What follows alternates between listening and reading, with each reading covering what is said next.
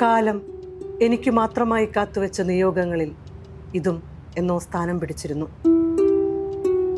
ജയന്റെ ഓർമ്മക്കുറിപ്പുകൾക്ക് അവതാരിക എഴുതുക എന്നുള്ളത്. വാക്കുകൾ കൊണ്ട് ഞാനറിഞ്ഞ ജയനെ മുഴുവനായി അടയാളപ്പെടുത്താൻ എനിക്ക് കഴിയില്ലല്ലോ എന്ന് മനസ്സ് കരയുമ്പോൾ ജയന്റെ ഉത്സാഹത്തിമിർപ്പുള്ള ശബ്ദം കേൾക്കുന്നത് പോലെ, ആ ചിരിയിൽ പൊഴിയുന്ന സ്നേഹം കാണുന്നത് പോലെ.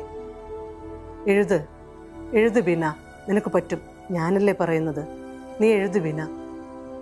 ആ ഒരൊറ്റ പ്രോത്സാഹനത്തിലാണ് ഈ അവതാരിക. അല്ല, ഒരിക്കലുമല്ല, വിസ്പേഴ്സ് ഫ്രം വിത്തിൻ എന്ന ഈ കുറിപ്പ്.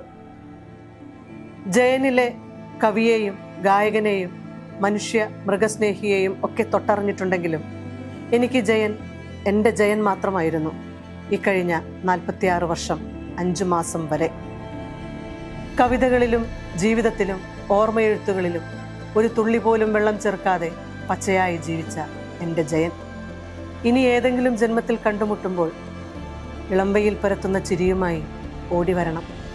ചേർത്തണച്ച് കാതിൽ പറയണം, ഞാൻ നിന്റെ ജയനാണ്, നീ എൻ്റെ ബീനയാണ്. പിന്നെ പതിയെ പാടിത്തരണം, പ്രിയേ പൂക്കുകില്ലേ നിശാഗന്ധികൾ, നിന്റെ കണ്ണിലെ നിലാവ് മങ്ങാതിരിക്കാൻ, മേഘങ്ങൾ പെയ്യാതിരിക്കാൻ, ഓർമ്മക്കുറിപ്പിൻ്റെ താളിൽ ഈ മുഹൂർത്തം കണ്ണീർ വീണു പടരാതിരിക്കാൻ, വെന്തുരുകി വീഴുന്ന ഈ അക്ഷരങ്ങളിൽ നിന്നെ ഞാൻ അനശ്വരനാക്കുന്നു.